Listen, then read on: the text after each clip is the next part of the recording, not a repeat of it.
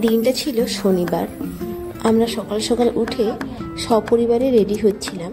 আমাদের পাশের গ্রামে একজনের বাড়িতে মন্দির রয়েছে, শীতলা, চণ্ডী, মা মনসা আর গণেশ। ওইখানে পুজো দিতে যাওয়ার জন্য আমাদের মানত ছিল। আমাদের ফ্যামিলি আমার বিয়ের আগে একটা বড়সড় অ্যাক্সিডেন্টের সম্মুখীন হয়। বলতে গেলে পুরো ফ্যামিলিটাই ভেসে যাচ্ছিল। শুধুমাত্র ভগবানের আশীর্বাদ, ভগবানের কৃপা ছাড়া সত্যি আমরা এত বড় একটা দুর্যোগ, এত বড় একটা বিপদ ফেরিয়ে আসতে পারতাম না। যদিও সেটা আমার বিয়ের আগে ঘটেছে, কিন্তু সেই ঘটনার সাক্ষী ছিলাম আমি। তো তার কারণেই ওইখানে আমাদের মানত ছিল যে আমরা সপরিবারে ঢাক পিটিয়ে বড় করে পুজো দিতে যাবো, বমটম ফাটিয়ে পুজো দিতে যাবো। তো সববারই আমাদের জন্য ওয়েট করে থাকতে হতো। যেহেতু আমরা বাইরে থাকি, আমাদের সাথে সময়টা কুলোতো না। আর যতবারই আমরা বাড়ি গেছি কিছু না কিছু ঘটেছে। হয় কেউ মারা গেছেন, না হয় কারো বাচ্চা হয়ে গেছে, না হয় আমাদের সাথে সময় ঠিকঠাক হচ্ছে না, বা কখনো আমরা গেছি আর কেউ নেই, এরকম হয়েছে। তো এই কারণে যতবারই ভেবেছি আমরা যে পুজো দেব, ততবারই হয়নি। শুধুমাত্র এবারই ভেবেছিলাম যে হবে না, কারণ এবারেও আমাদের আরেকজনের কাকিমা হবে, কাকিমা না বৌদি, তার বাচ্চা হবে। তো বাচ্চাটা হয়নি এখনো। খুব রিস্ক নিয়ে আমরা ভাবছিলাম যে দিতে পারবো কি পারবো না, কারণ ডেট ছিল এর মধ্যে ডেলিভারি হওয়ার। আর এইবারেই ভগবানের ইচ্ছেতে আমরা পুজোটা দিতে সক্ষম হয়েছিলাম আর কি, হয়ে উঠেছিল। প্রতিবার কিছু না কিছু বাধা চলে আসে। শেষমেশ আমরা যেতে পেরেছিলাম মন্দিরে। তো তার আগে আমরা যেহেতু একসাথে হয়েছি সবাই, আমি বলছিলাম যে চলো সবাই মিলে একটা ফ্যামিলি ফটো তুলি।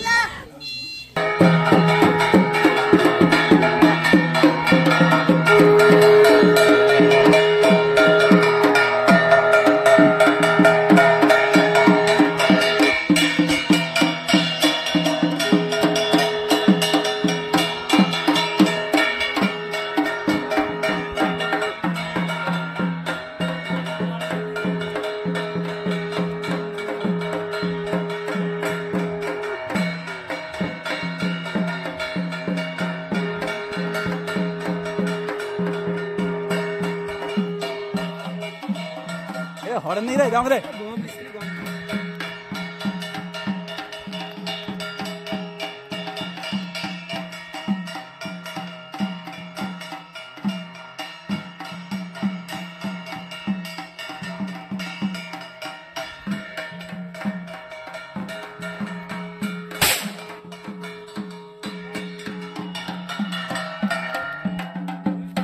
কষ্টে ফটোটা তুললাম কোনোভাবে, কারণ দাদা ভীষণই ক্যামেরার শাই, একদম ফটো তুলতে চায় না, একদম ক্যামেরার সামনে আসতে চায় না।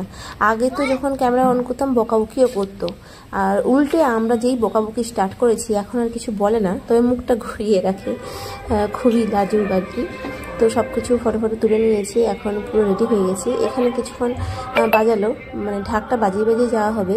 আর দাদা তো একটা বম ফাটালো দেখতে পেলে, কারণ কি খুব ভয়ে ভয়ে, কারণ স্পর্শের বাবা কি দাদা এরা ছোট থেকেই মানে খুবই শান্তশিষ্ট, পড়াশোনা ছাড়া কিছুই করেনি, কিছুই জানে না। মানে এই বমটম ফাটাতে পারে না, ভয়ও করে। মানে কোনো ঝামেলা, কোনো বমটম ফাটানো বা কোনো কিছু হিসেবে কখনোই থাকে না।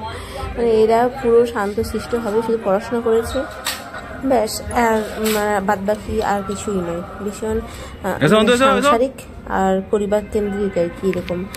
তো খুব ভয়ে ভয়ে ঘটেছিল। তো আরো একজন আমাদের সাথে যাওয়ার কথা আছে, তো সেই জামাই তো না, আমরা সব বন্ধুই মানে। তো গেলে বমটম ফাটানো হবে। তো চলো। আর এই কজন মানুষ আমরা দুটো টোটোতে হয়ে গেছে, খুব বেশি টাইম লাগবে না, পাশের গ্রামেই। তো আলটিমেটলি এই যে পুজোটা দিতে পারছি এটাই অনেক, কারণ অনেক বাধা, অনেক মানে যখনই দিতে গেছি অনেক কিছু হয়েছে। তো চলো এখন ঠাকুর ঠাকুর করে বেরোনো যাক।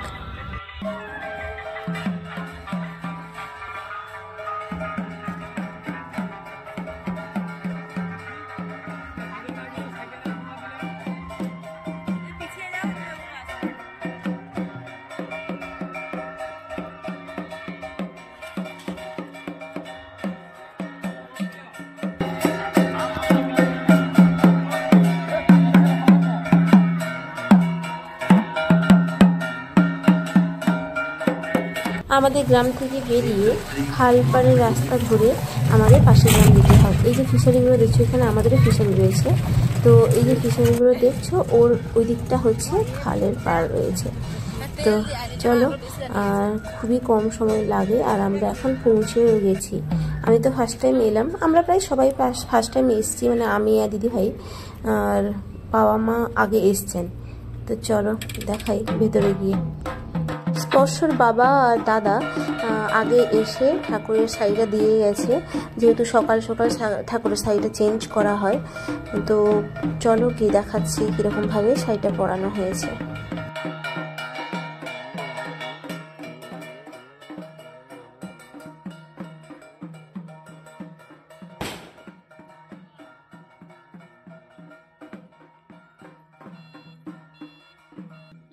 আর এখানে দাদাকে দেখো কীরকম ভয়ে ভয়ে বোমটা ফাটাচ্ছে, মানে কখনো এইসব করেনি তো, তাই খুব ভয় হচ্ছে আর বিরক্ত হচ্ছে, বলে আমি এইসব পারি না, আর কিন্তু ভাইকেও দেবে না। তো আর ওই যে জামাইটা আসার কথা আছে, তো এখন এসে পৌঁছেনি, এসে গেছিলো, পরে দেখবে। তো আসার পরে দাদা যেন একটু রিলিফ পেয়েছিল।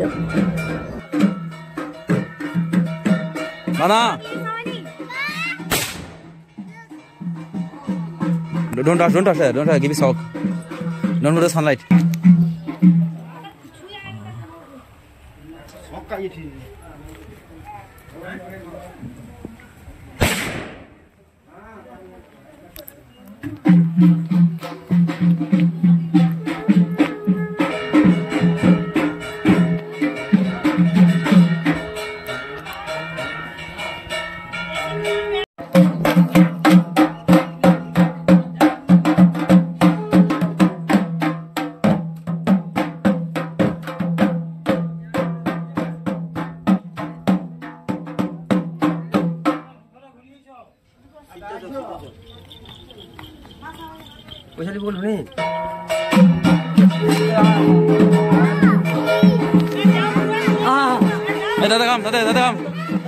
পুজো নিয়ে আসার পর এখানে মন্দিরটা চারদিকে ঘুরতে বলেছিলেন, 3বার পরিক্রমা করতে বলছিলেন বলে আমরা সবাই মিলে তাই করছি।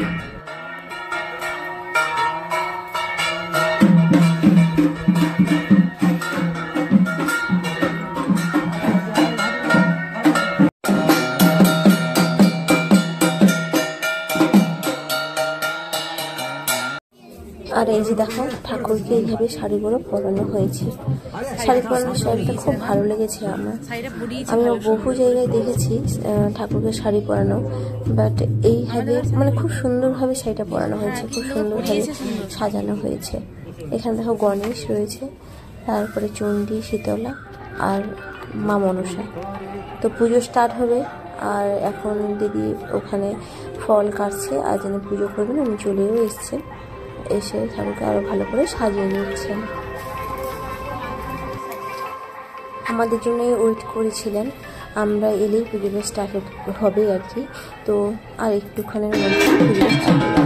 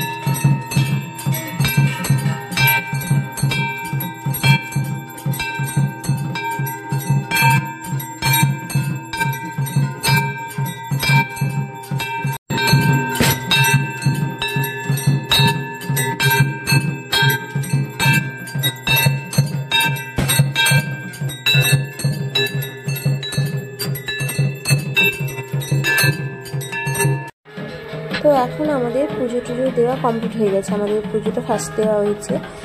তো পুজো দেওয়া কমপ্লিট হয়ে গেছে, এখন আমরা বাড়ির দিকে রওনা দেবো। আরও অনেক মানুষ এসছেন, তারাও পুজো দেবে। তো চলো এখন বাড়ির দিকে রওনা দেওয়া যাক। তো ভগবানের আশীর্বাদে কৃপায় আমরা এত বড় একটা বিপদ থেকে বেরিয়ে আসতে পেরেছিলাম বলে আজকে এইভাবে সবাই মিলে আসতেও পেরেছি। ভগবান সর্বদা আমার ফ্যামিলিকে, আমার পরিবারকে ভালো রাখুক, সুস্থ রাখুক। আর শুধু আমাদের না, সবাই ফ্যামিলিকে ভালো রাখুন, সুস্থ রাখুন, কাউকে যেন এরকম বিপদের সম্মুখীন হতে না হয়। তো চলো এখন সবাই মিলে আমরা বেরিয়ে যাই।